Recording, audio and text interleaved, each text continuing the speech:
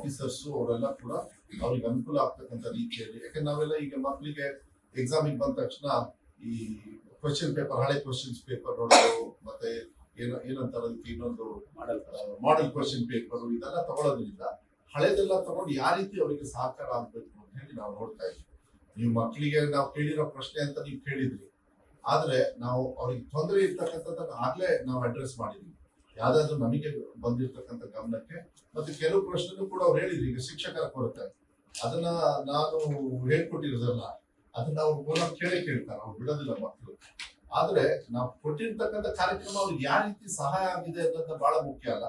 ಈಗ ನಾವು free current ಕೊಟ್ವಿ, ಅದರಿಂದ ಎಷ್ಟು ಬದಲಾವಣೆ ಆಗಿದೆ ಅಂದ್ರೆ SDMC ಅವರು, ಹೆಡ್ ಮಾಸ್ಟ್ರು, ಮತ್ತೆ ಅಲ್ಲಿರ್ತಕ್ಕಂಥವ್ರು, ಮತ್ತೆ ನಮ್ಮ ಡಿಸ್ಟ್ರಿಕ್ಟ್ ಇಲಾಖೆಯವರೆಲ್ಲ ಸೇರಿ ಸ್ಪೆಷಲ್ ಕ್ಲಾಸಸ್ ತಗೊಳ್ತಾ ಇದ್ದಾರೆ.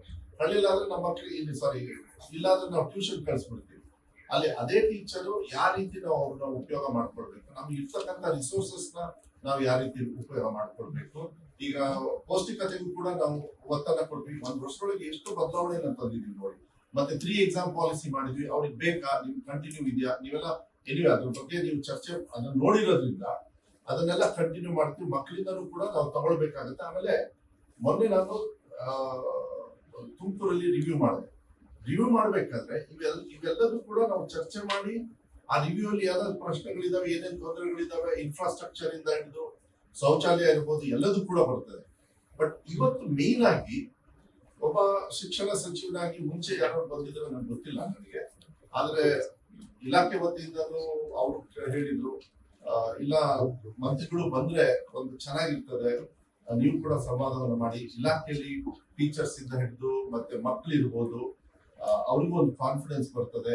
ಈ ವಿಚಾರಗಳು ಇನ್ನೂ ಕೂಡ ಒತ್ತು ಬರ್ತದೆ. ಯಾಕಂದ್ರೆ ನಾವು ಲಾಸ್ಟ್ ಟೈಮ್ 3 ಎಕ್ಸಾಮ್ ಸಿಸ್ಟಮ್ ಮಾಡಿದಾಗ ಎಷ್ಟೋ ಜನರು ಮಕ್ಕಳಿಗೆ ಸಡನ್ ಆಗಿ ಗೊತ್ತಾಗ್ಲಿಲ್ಲ. ಅವ್ರಿಗೆ ಎರಡನೇದು ಮಿಸ್ ಮಾಡ್ಕೊಂಡ್ರು, 3ನೇ ಎಕ್ಸಾಮ್ ತಗೊಂಡ್ರು. ಯಾಕಂದ್ರೆ 2ನೇ ಎಕ್ಸಾಮ್ ಅಲ್ಲಿ ಪಾಸ್ ಆಗಿರೋದು ನೋಡ್ಬಿಟ್ಟು 2ನೇ ಎಕ್ಸಾಮ್ ಮಿಸ್ ಮಾಡಿ 3ನೇ ಎಕ್ಸಾಮ್ ತಗೊಂಡ್ರು. ಅವ್ನು ಪಾಸ್ ಆದ, ಇಲ್ಲ ಅವ್ನು ಜಾಸ್ತಿ ತಗೊಂಡ, ನಾನೇ ತಗೋಬಹುದು ಅಂತ ಹೇಳಿ 3rd exam. So information last minute ಕೊಟ್ಟಿರೋದು ಸ್ವಲ್ಪ ಕೊರತೆ. ಈಗ ಮಕ್ಕಳು ಫುಲ್ಲು ಗೊತ್ತಿಲ್ಲ. ಪ್ಲಸ್ ನಾನು ಇನ್ನೊಂದು ಸ್ಮಾಲ್ ಎಕ್ಸಾಂಪಲ್ ಹೇಳ್ಬೇಕು. ಮಕ್ಕಳು ಫೇಲ್ ಆದ್ಮೇಲೆ ಮತ್ತೆ ರೀಅಡ್ಮಿಷನ್ ಇದೆ. ಆ ರೀಅಡ್ಮಿಷನ್ ಪಾಲಿಸಿನ ಲಾಸ್ಟ್ ಮಿನಿಟ್ ತಂದ್ವಿ ನಾವು, ಯಾಕಂದ್ರೆ ನೋಡೋಣ ಅಂತ. ಅದು ಹೆವಿಯಾಗಿ ತಗೊಳ್ಳಿಲ್ಲ.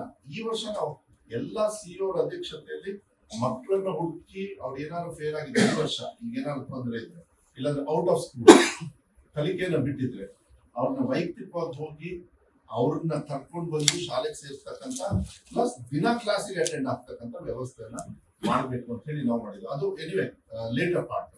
ಆಮೇಲೆ ಮಕ್ಕಳಿಗೆ ಟೆನ್ಷನ್ ಅಲ್ಲಿ ಹೋಗಬಾರ್ದು. ಎಕ್ಸಾಮಿನೇಷನ್ ಅಂದ್ರೆ ನಮ್ಮ ಮಕ್ಕಳು ಹಂಗೆ ಫುಲ್ ಹತ್ಕೊಂಡು ಟೆನ್ಷನ್ ಅಲ್ಲಿ ಎಲ್ಲ ಹೋಗ್ತಾರೆ. ತುಂಬಾ ಸಂತೋಷದಿಂದ ಅವರಿಗೆ ಅನುಕೂಲ ಆಗ್ತಕ್ಕಂಥ ರೀತಿಯಲ್ಲಿ ಇಲಾಖೆ ವತಿಯಿಂದನೂ ಅವ್ರಿಗೆ ಏನೇನು ಸಹಕಾರ ಮಾಡಬೇಕು. ಇನ್ನೂ 50 ದಿವಸ ಇದೆ ನಮ್ಗೆ, 45-50 ಡೇಸ್ ಎಕ್ಸಾಮ್ ಶುರು ಆಗೋಕ್ಕೆ. ಈ ಒಂದು ವಾರಕ್ಕಿಂತ ಮುಂಚೆ ಯುದ್ಧಾಭ್ಯಾಸ, ಯುದ್ಧ ಕಾಲೇ ಶಸ್ತ್ರಾಭ್ಯಾಸ ಮಾಡೋದು, ನಾವು ಈ ಕೆಲಸನ ಮಾಡೋಣ ಅಂತ ಹೇಳಿ ನಾವು ನೋಡಿದೀವಿ. ಇನ್ನು ಕೂಡ ಈಗ DC ಅವರು ಅವ್ರ ಜೊತೆಗೆ ಇಟ್ಕೊಳ್ತೀವಿ. ಯಾರಾದ್ರೂ ನಾವು ಮತ್ತೆ ಸ್ಕೂಲ್ಗೆ ಹೋದಾಗ ನೀವು ನೋಡ್ಬೇಕಂದ್ರೆ ನೀವು ಅರ್ಜೆಂಟ್ ಅಲ್ಲಿ ಇರ್ತೀರಾ, ಬಟ್ ಲಿಂಕ್ ಕೂಡ ನೀವು ಕಳಿಸಿರ್ತೀವಿ.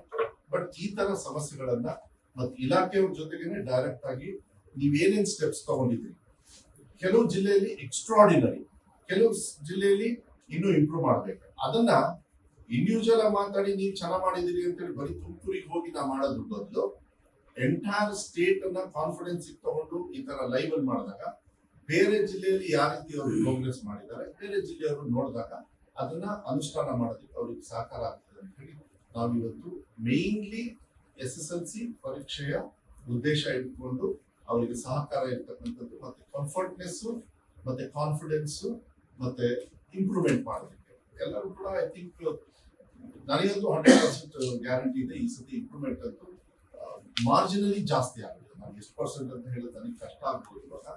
ಬಟ್ ನಾವೇನು ಎಫರ್ಟ್ ನಮ್ಮ ಕಡೆಯಿಂದ ಇಲಾಖೆಯಲ್ಲಿ ಮಕ್ಕಳಿಗೆ ಜಾಸ್ತಿ ಒತ್ತು ಬರದೆ ಅವ್ರಿಗೆ ಪ್ರೆಷರ್ ಇರ್ಬಾರ್ದು, ಅದೊಂದು ಹೇಳ್ಬಿಟ್ಟಿದ್ವಿ. ಯಾವುದೇ ಕಾರಣಕ್ಕೂ ಮಕ್ಕಳಿಗೆ ಪ್ರೆಷರ್ ಕೊಡಕ್ ಹೋಗ್ಬೇಡಿ. ಒಂಥರ ದೇ ಶುಡ್ ಬಿ ಇಂಟ್ರೆಸ್ಟಿಂಗ್, ಆಟದ ತರ ಇರ್ಬೇಕು ಈ ಕಲಿಕೆ. ಆ ಭಾವನೆಯಲ್ಲಿ ತಗೊಂಡು ಹೋಗಿ ಅಂತ ಹೇಳಿ ನಾವು ಮನವಿಯನ್ನ ಮಾಡಿದ್ವಿ. ಐ ಥಿಂಕ್ ಈ ಸತಿ ರಿಸಲ್ಟ್ ಕೂಡ ತುಂಬಾ ಚೆನ್ನಾಗಿ ಗ್ಯಾರಂಟಿ ಕೊಡ್ತೀನಿ. ಯಾಕಂದ್ರೆ ಮನೆ ಮುಖ್ಯಮಂತ್ರಿಗಳು ನಮ್ಮಲ್ಲೆಲ್ಲ ಸ್ವಲ್ಪ ಗರಂ ಆಗಿದ್ರು, ಗೊತ್ತಿದೆ. ಇಲ್ಲ ಪರವಾಗಿಲ್ಲ, ಪರ್ಸೆಂಟೇಜ್ ನೀವು ಕೊಡಬಾರ್ದಾಗಿತ್ತು ಗ್ರೇಸ್ ಮಾರ್ಕ್ಸ್ ಅಂತ. ಅಂದ್ರೆ ಅದು ಸೂಕ್ಷ್ಮವಾಗಿ ಅವ್ರು ಹೇಳೋದು, ಮಕ್ಕಳು ಫೇಲ್ ಆಗಿರೋದಲ್ಲ, ನೀವು ಸ್ವಲ್ಪ ಅವ್ರಿಗೆ ಸಾಕಾರ ಮಾಡೋದು ನಿಮ್ಮ ಡ್ಯೂಟಿ ಅಂತ ಹೇಳಿದ್ರು. Easily. No. ಲಾಸ್ಟ್ ಟೈಮ್ ನಾವು ಕೊಟ್ಟಿದ್ದು 10%. ಅದು ಲಾಸ್ಟ್ ಟೈಮ್ ಆಫೀಸರು CS ಅವ್ರು ಕರೆಕ್ಟ್ ಆಗಿ ಹೇಳ್ಬೇಕಾಗಿತ್ತು ಅದನ್ನ. ಯಾಕಂದ್ರೆ 10% ಆ ಕೋವಿಡ್ ಸಂದರ್ಭದಲ್ಲಿ ಕೊಟ್ಟಿದ್ದು. ನಾವು ಕೊಟ್ಟಿದ್ದು ಬರೀ 10% ಫಾರ್ ಫೇಲ್ಡ್ ಸ್ಟೂಡೆಂಟ್ಸ್ ಪಾಸ್ ಮಾಡೋದು ಬಿಟ್ರೆ ಬೇರೆಯವರಿಗೆಲ್ಲ